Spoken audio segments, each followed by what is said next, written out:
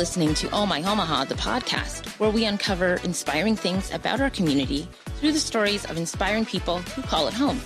I am Dee Harrell, and this is the creator of Oh My Omaha, the blog, and the blogosphere's friendliest face herself, Kim Reiner. Hi there.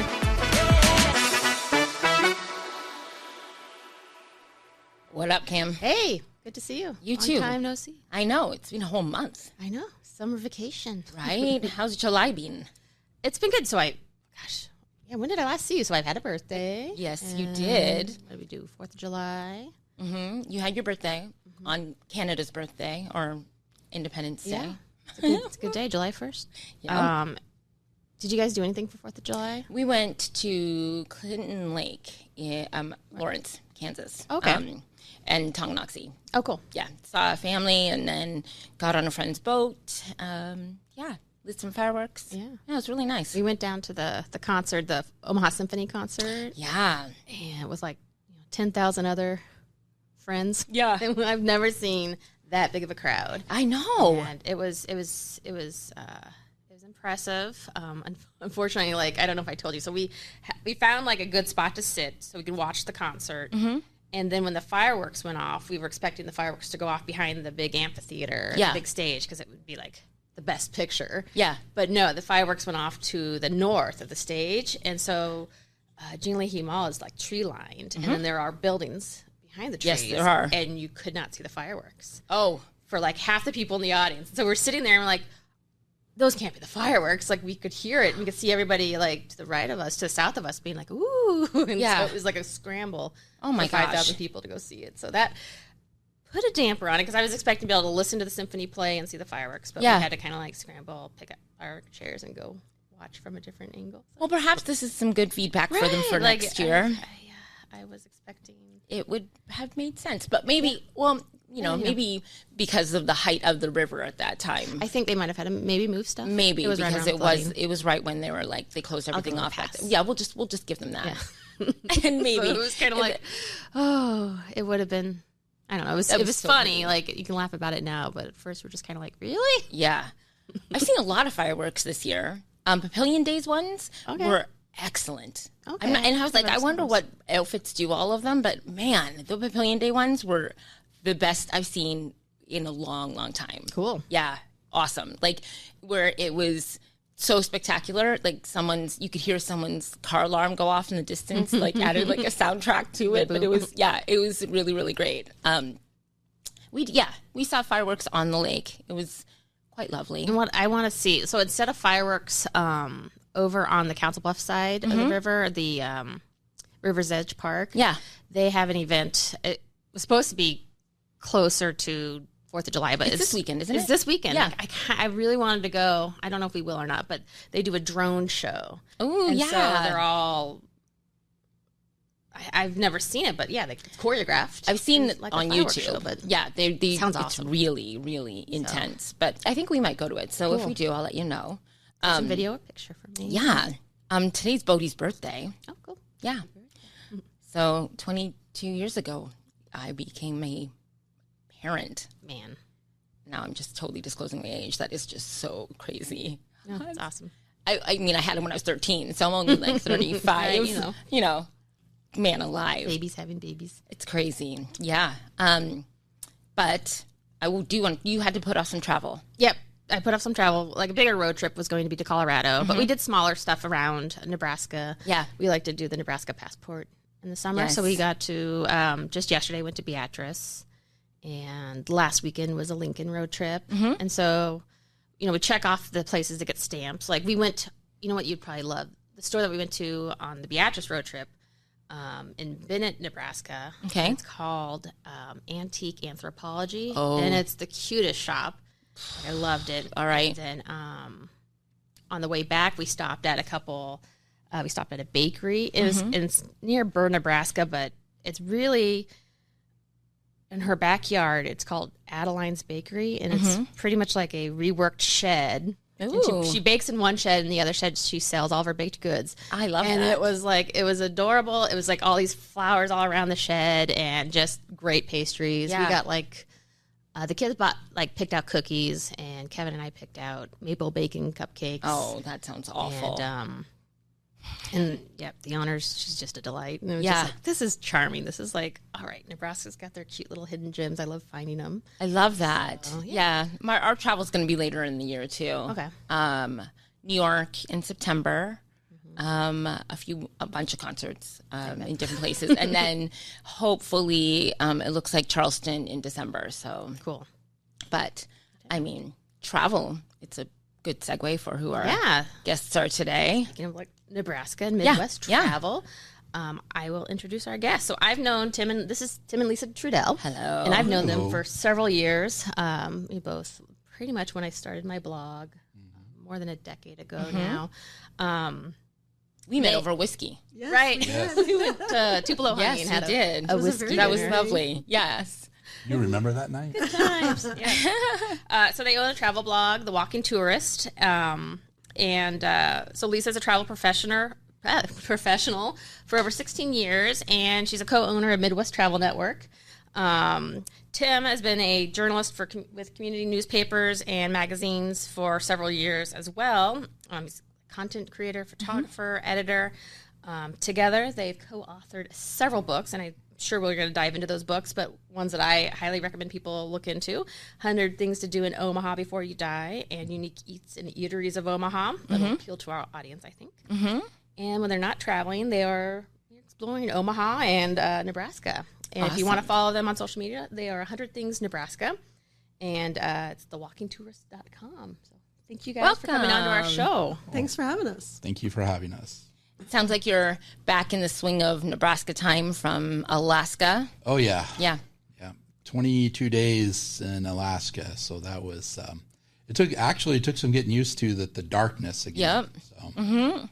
Yeah. And it was more of it wasn't vacation necessarily, maybe a little bit. For me. For Lisa got to enjoy, Yeah. Well, I mean, I enjoyed it. It was work, but I enjoyed it. You'll be writing about a lot of it. Oh, yeah. Yes, I will. Any highlights, any major that you can disclose without ruining any of your writing that is? Actually, I will have an article out next month in extendedweekendgetaways.com about Alaskan Dream Cruises, Inside Passage journey, 8 nights, 9 days, exploring Alaska Native culture, a lot of wilderness, a lot of glaciers, a lot of wild animals, sea life. Yeah. It was a fantastic trip. Super cool. Any major eatery places that you would of note? We ate well. On the cruise was great. The food on the cruise, it was a very small boat. We had 49 passengers. It's small.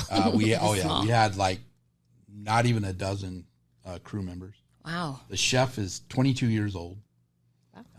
So fairly fresh out of culinary school, and he created some amazing dishes. And then, of course, eating around Alaska was pretty fun, huh? Yeah, a lot of fresh fish. We had a yak burger. A yak burger. A lot of reindeer Did you like sausage. that, or is it? Yeah, it was really good. It was at 49th State Brewery. Does it? How can you just? Okay, sorry. Yak burger. What's the texture like? Like, what was it? It was juicy, flavorful. It wasn't gamey. It was. I thought it was very good. Cool. A lot of reindeer sausage. Yeah. For breakfast. I do apologize to These Santa Claus, and, for eating Rudolph. Yeah. Somebody had to sacrifice. You for didn't me, tell him that in person when we went to North Pole. No, I did not, because I wanted him to think I was a good boy. And little will I, once he checks that list, I'm done. So we're planning like a cruise with my dad and the kids next summer. It'll be Alaska cruise. So I can foresee reindeer jokes. Yes, a lot. Food, that's going to be a lot. Might be an issue with my daughter, but might be. Your wolf. But, reindeer sausage is it's quite good. It's a thing. Is it? And then we actually tried moose. We had moose at a wedding reception. Interesting. We in Sitka, we were invited to a Tlingit and a Ojibwe wedding reception. Oh, So that was pretty cool. It was very cool. That's awesome. The bride has Ojibwe and Tlingit, and I do apologize for any Tlinkits out there because I cannot pronounce it correctly. There's a special way of that they say it. It's a little breathy. And you have to put your tongue in a certain spot on the roof of your mouth. And I'm impressed with the Clinkets who talk that way, and I always do apologize because I cannot say it beyond Clinket. So I didn't realize Ojibwe's up that way. What was that moose? It was a moose curry. No, it was a moose curry. It was. It was a Mongolian moose. Mongolian moose. They used Mongolian, flavoring like with the sautéed onions and stuff. Yeah, like that. That's right. And had it over some rice, and we had we had reindeer. We had deer stew. Huh. And that was pretty good. We had what was called a Sitka salad, and that's basically herring eggs. Oh, kind of like it looks like a potato salad. Interesting. But it's actually a herring egg salad, and I'm not a big fish fan. Yeah. Okay. So I did take a couple of bites, and I do apologize to the people of Sitka for not finishing their salad. But the food was really good, though. Yeah. I mean, whenever you travel, you usually get some really, really good food, and and the yak burger was really good. I actually ate some. I'm not a big fish person, but I ate quite a few fish and chips. So I had some halibut and cod, and that was good. So while we're speaking about restaurants, let's talk about your book, especially like the restaurants and eateries for listeners. So you guys covered quite a few restaurants in there. Yes. What is each of your favorite Omaha restaurant? Yeah. If you had to pick a favorite or in the two. book, or in this moment, in this moment, because it could change, right? Yeah, unfortunately, with the book, after it came out, we had this little thing called COVID, which cost Omaha a lot of restaurants, and a lot of people aged out. Aged out. Yeah, they retired, or didn't want to be in the family business anymore, and. But like right now, one of my favorite restaurants in Omaha is Roma's in Bellevue. I think they have very good calamari for an appetizer, and we always have that when we go there.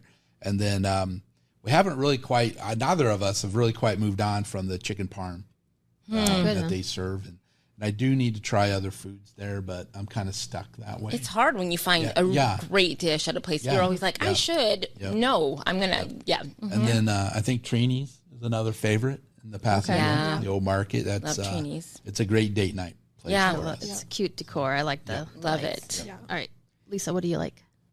Depends on the day and what I'm in the mood for, but I have two that I would probably mention. Yoshitomo has been a new favorite, and then Block 16 has always been a favorite. Yes. So no yes, Herb Saint, agreed. Herb Saint's a good one too. Okay. Block 16 is fantastic. Oh yeah.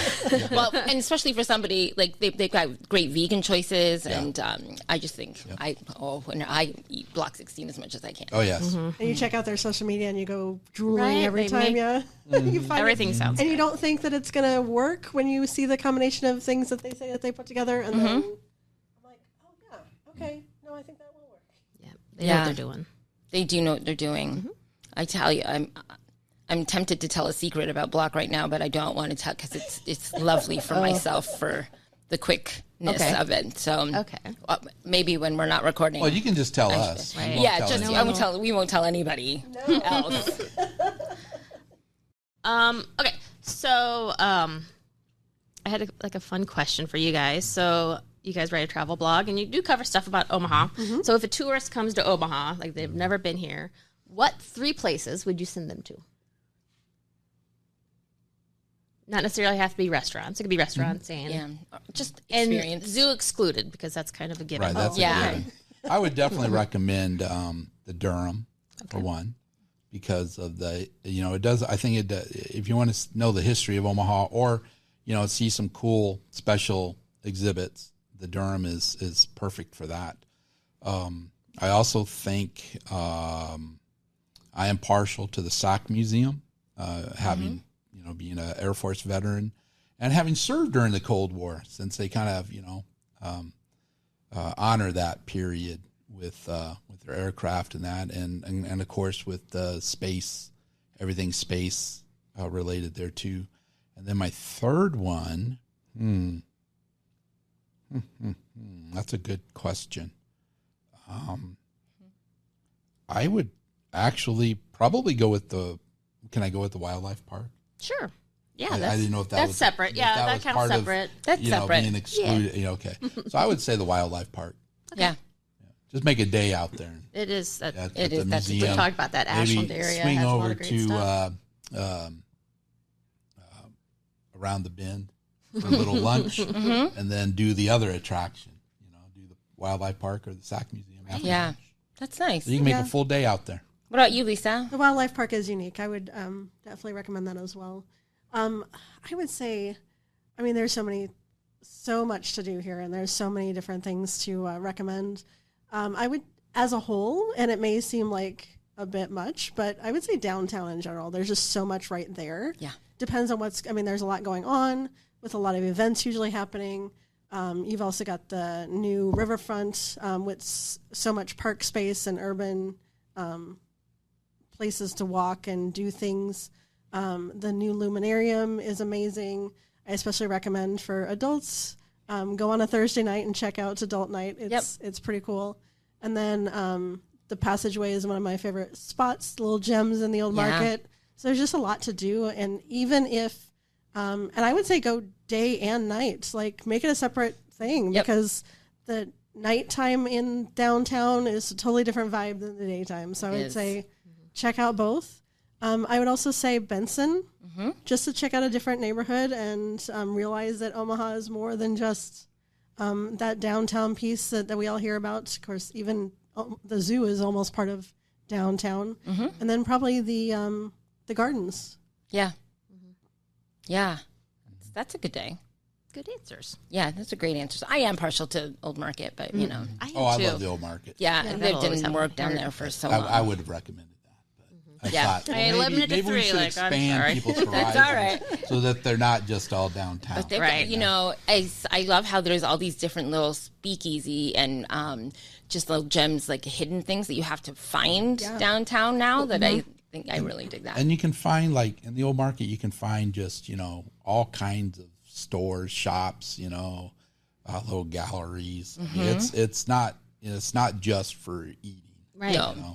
Yeah, it's for strolling around. And it's like whatever tempts you to go into. Yep. We were there a couple of weeks ago, and we were looking for like another cocktail place. And so we went first to Berry and Rye, but it was so full. It's a very popular place and so good. It's small, so like you have to wait for seating. So we're like, all right, where can we go? And I remembered I'd heard about this new cocktail place that opened up, and they pair it with gourmet popcorn. And so whatever cocktail or drink you order, and it could be non-alcoholic too, they have like lemonade paired with stuff. Yeah.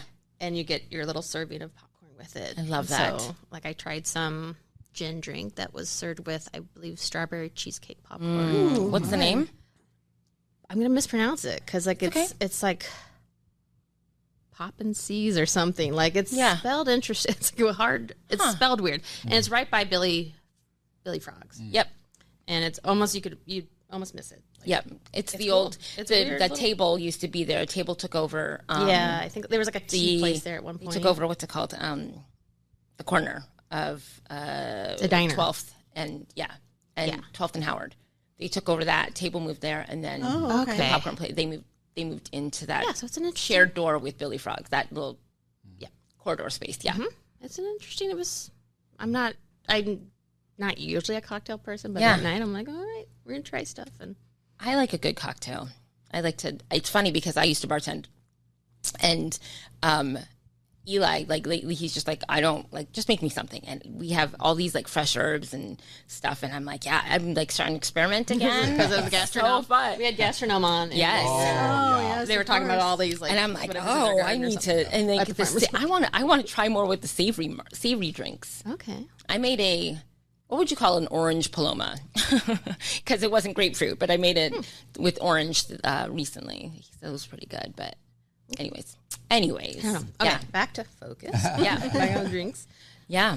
Tim, I want to talk to you about, like, I really appreciate how you, in a lot of your writing, you bring kind of Native culture to the masses. I don't know how to say it, but like, how would you recommend like people wanting to plan a trip and include a stop to somewhere where they can learn more about wherever they are. But like, how can they do that respectfully? And what would you recommend for stops and stuff? This weekend would be a good example. Thanks, Tim. Yeah, you're welcome. Yes, this weekend is a good example. The Winnebago Powwow, the homecoming celebration, starts today or Thursday, runs through Sunday. So a powwow is always a good thing to do, and you can always go to the Facebook pages for the 4 tribes of Nebraska: the Ponca, the Santee, the Winnebago, and the Omaha, and they'll have information on those. So a powwow is always a good way to respectfully, learn to appreciate and learn about the cultures and the traditions and the history, because all of that is shared. Winnebago is an excellent place to go to. They have a museum on the reservation that is probably second to none when it comes to telling its tribe's story through the exhibits, the artifacts that they have, and they go from the very early times through contemporary artists and exhibits. Okay. And then they also have the sculpture garden that shares the 12 clans of the Winnebago, and that's located in their plaza area downtown. So that's a really good way to do it. And then, really those may be the best way. The Ponca tribal headquarters, just outside of Niobrara, is a perfect area. They have a museum that's open during the week. But at any time you can go and walk their cultural trail. And they've got sculptures of characters, I say characters, but they're symbols from some of their stories. And then the trail will include like an Earth Lodge, other historical pieces, and it leads to a statue of Chief Standing Bear, who won the first civil rights trial for Native Americans in American history in 1879, and his trial actually cemented the fact that Native Americans are considered people. That's what the federal judge said.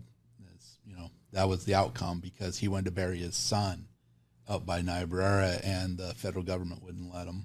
And so Omaha newspaper editor contacted a couple of lawyers that he knew, and they sued the federal government. And it's really funny because they were held at Fort Omaha, and General George Crook, whose house is a museum there at Fort Omaha, he actually he and Standing Bear befriended each other, and Crook was named in the lawsuit, but he testified for the plaintiffs for Chief Standing Bear. So talk about, having your principles, right. Yeah. But those would be good ways to do it. And, of course, Nebraska, the museums, the state museums in Lincoln, they have some good displays, good exhibits. And then that really, honestly, that's probably the best way to kind of do that. Or you can read, some of the articles in the Flatwater Free Press that I and other writers have written, and maybe that can help guide people to come up with some other ideas. And what time of year is the UNO powwow? Oh, the UNO powwow is in April on campus, but the intertribal powwow is an excellent one for people to go to. That's going to be at the Fort Omaha campus. I've been to that one. I took that's in the middle of September. That is a neat one. So that's a really good one to go to. Thanks for the reminder. Yeah, and then they also have occasional lectures or other outlets at UNO that they open to the public. Yeah. Yep. They have for the Native American Studies program. Yep. They do have quite a variety of lectures. I actually went to one. They had a speaker who is hosted through discussing Lewis and Clark, or life before Lewis and Clark, and then life after Lewis and Clark for Indigenous people. And if you're familiar with things, life was a lot better before Lewis and Clark. So for Indigenous people, give or take. But yeah, those, and then the university, UNO, does have an annual lecture series that's named in honor of my oldest brother, John. He was born here, and they wanted to name it after somebody of significance who is from Omaha. And he was a poet, activist, actor, musician. He led the American Indian movement for several years following the occupation of Wounded Knee in 1973. And so they have a lecture series. They'll bring in a variety of speakers.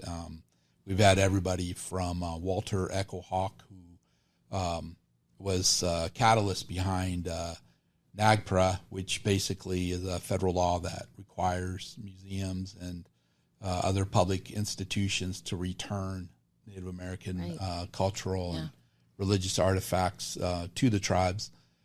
And then we had a speaker last year who's actually a chef from Santee, our reservation, our tribe, who actually cooks traditional foods, Anthony Warrior. And he shares great recipes, and everything that he makes is made with items that are traditional, that were here before European contact. So no flour, no sugar, no processed foods. So and that's kind of the trend with a lot of native chefs around the country. We're starting to see an increase in that. So, have you guys been to the one that I wish I could think of his Owamni? name? Up in Minnesota? Yes. It's hard to get a reservation. I tried pulling the media card once. And, I almost tried that. And they were like, you know what? You can wait with everybody He's a renowned chef. So, it's like you have. Does he have a cookbook? Yes, he does. Yep. Yeah. Cooks one of Lisa's favorite dishes I make from that. Oh, wow. What's the cookbook? The sous chef. It's SIOUX because he's Lakota. Right. Love that. And it's a takeoff. Sean Sherman. Sherman. His name. Good. And it's like, good luck.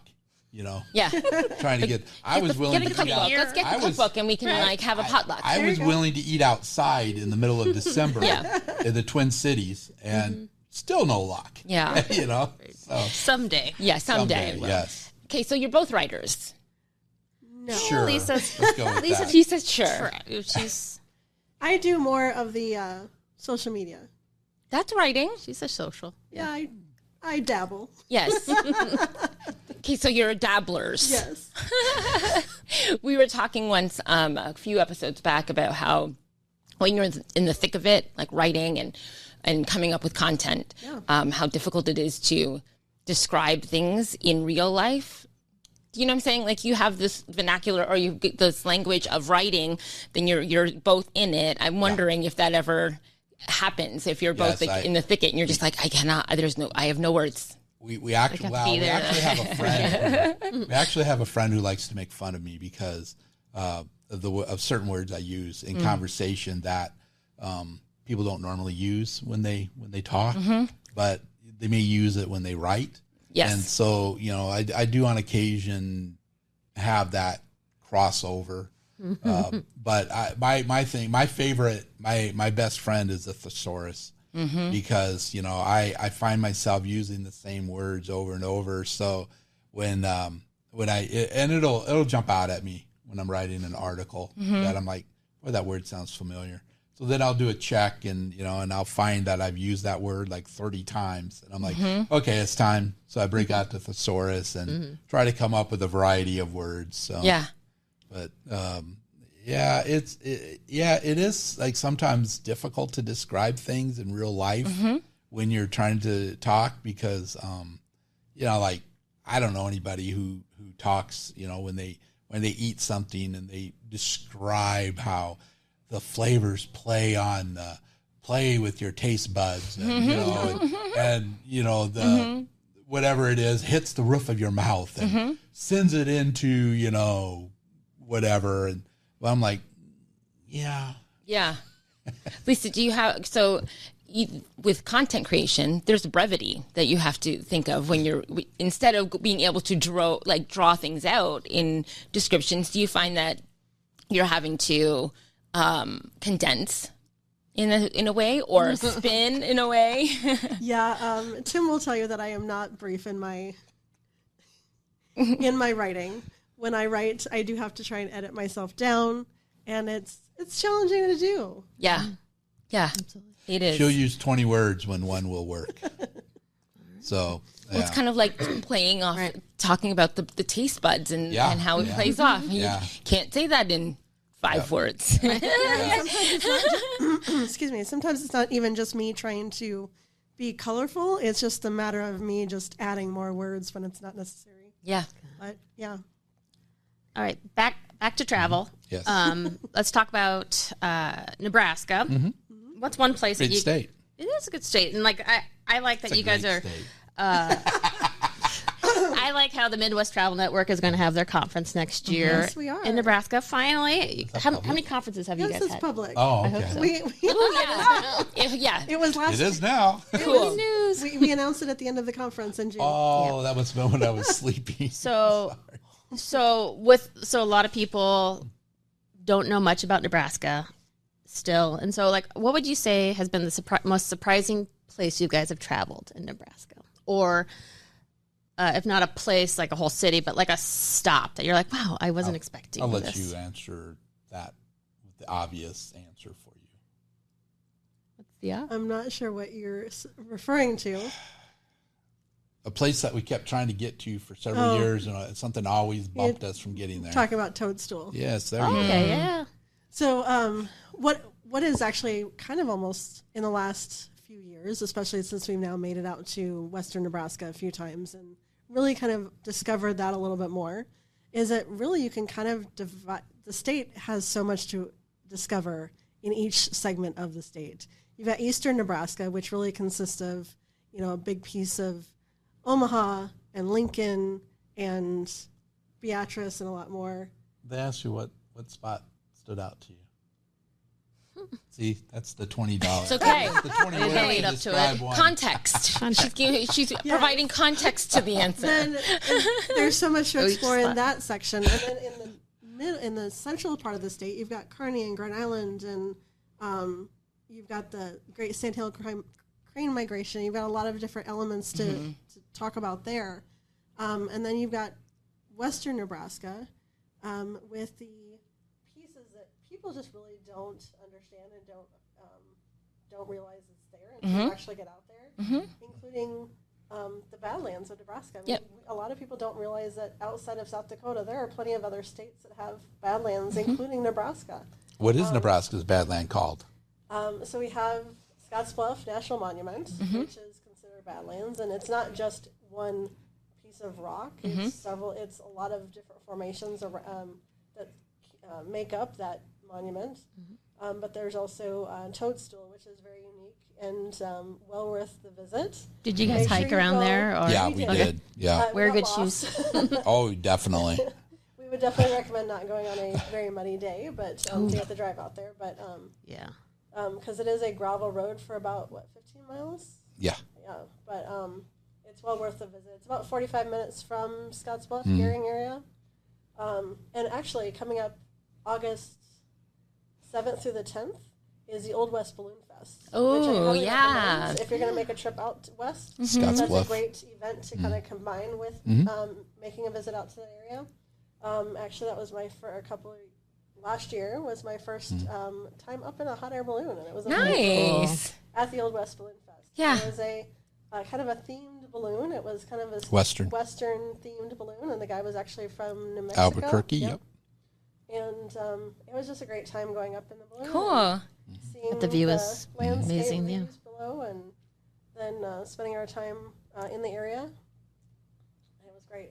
Yeah, Western Nebraska is full of surprises. Yes, it is. You know, and it's like I always tell people, don't judge our state by the interstate. Right. Mm-hmm. You know, because you can always, you know, get off the interstate and, you know, you drive 10, 15 miles in either direction and you're going to see a completely different landscape, you know. And a couple of years ago, we drove through the sand hills from Scottsbluff up to Valentine, and you know, it's there's not a whole lot in between those two towns. However, there's just so much. It's just beautiful. Yeah. You know, it's beautiful. It's like an ocean in the middle of the country. You know, an ocean of prairie grass. Yeah. You know, just a sea. And you want to like take that. a picture, but it doesn't capture it. No, it doesn't. No matter what you do, you cannot pictures are just capture it. cool. Yeah. Yeah. Video, you just can't Yeah. capture it. Yeah. Yeah. You just have to see. You have to see with your eyes. Should we divulge a little secret? You're talking about the new book? Okay. Yes. Yeah. Yes, I will be visiting Western Nebraska in the first week of August. Lovely.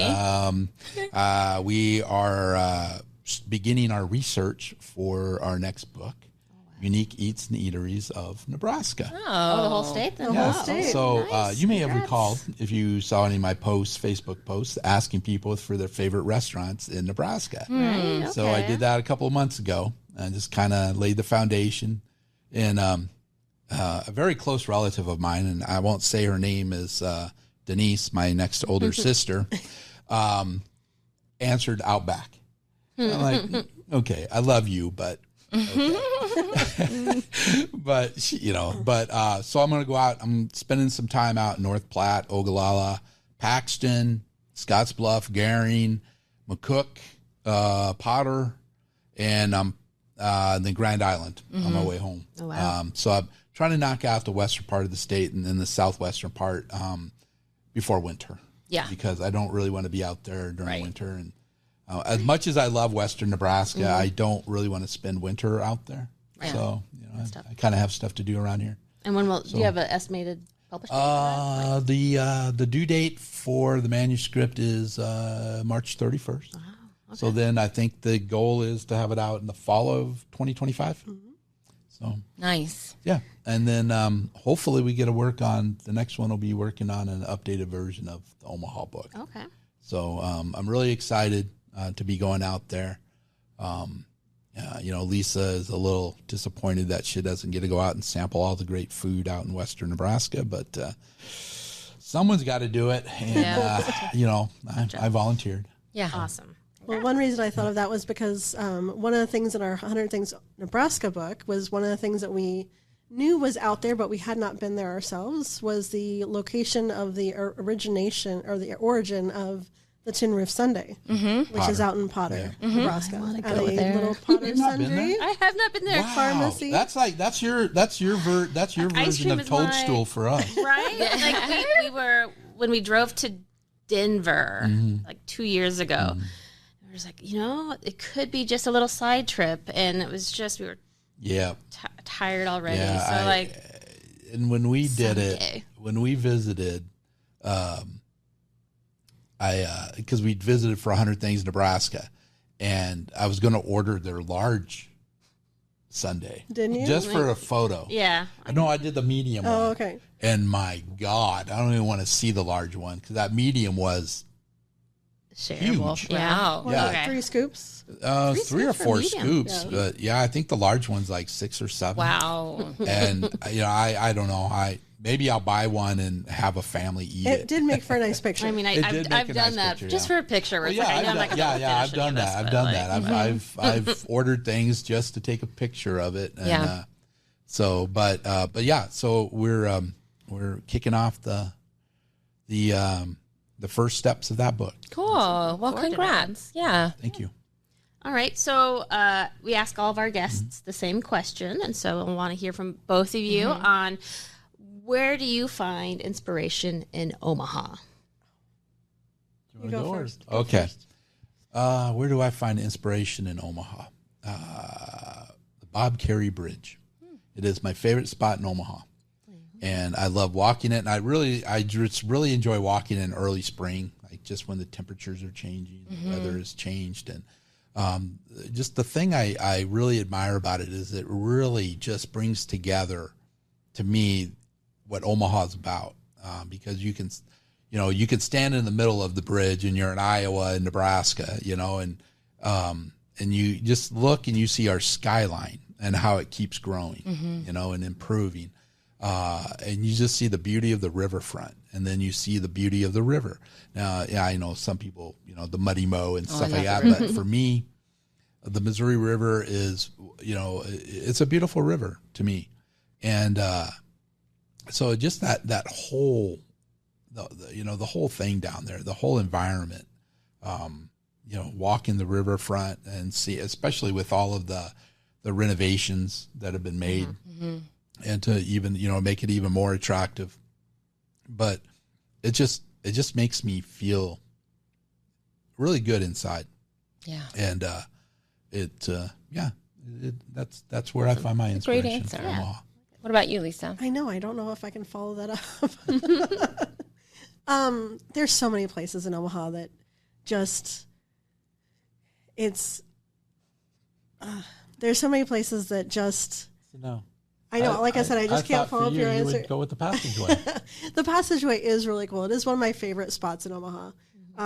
It does kind of envelop a lot of the things that I love about Omaha. The architecture, it's downtown. I just love a lot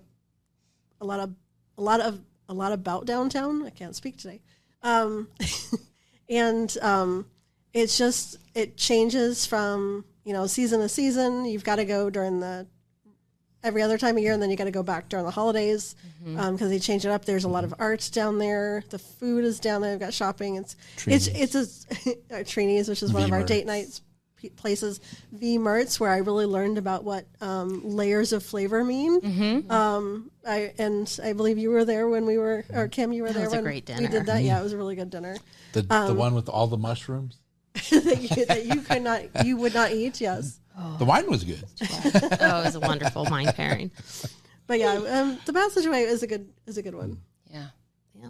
There's a reason why it's like one of the most favorite. It is one of my favorites. There's a reason why it's like one of the most photographed spots in Omaha. Sure. It's beautiful. It is beautiful. You could just sit there and people watch.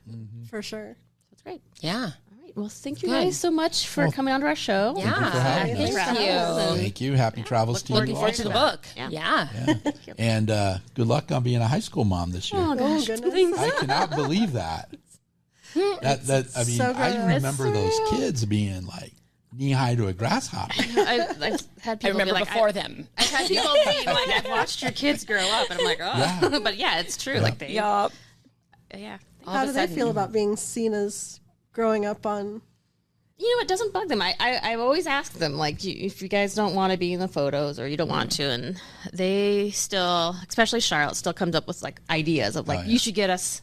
Let's sit here and like get this picture. Yeah. Well, and they're now taking pictures for me. They like to kind of trying to.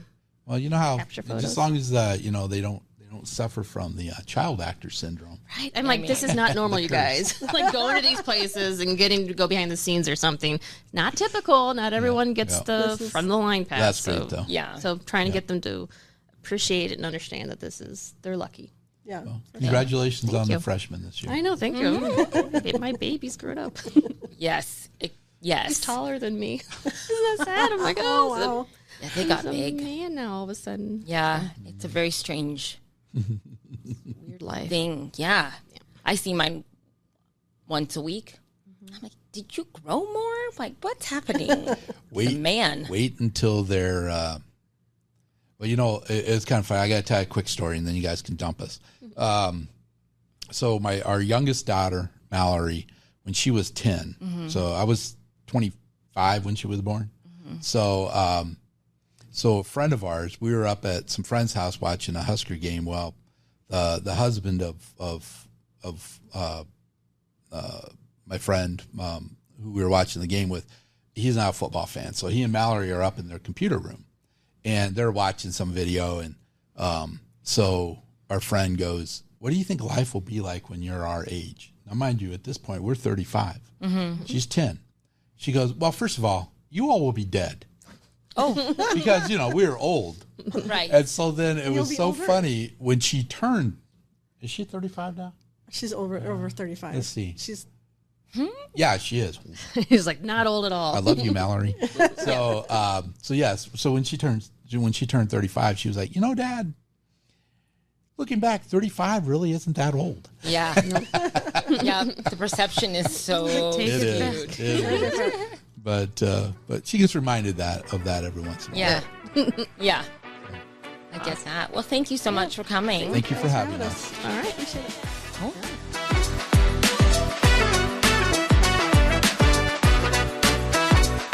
Thanks for listening to Oh My Omaha, the podcast. We want to thank our guest, Hurrdat Media, all of you for your support, and the Omaha community at large. So from D and I, keep on exploring.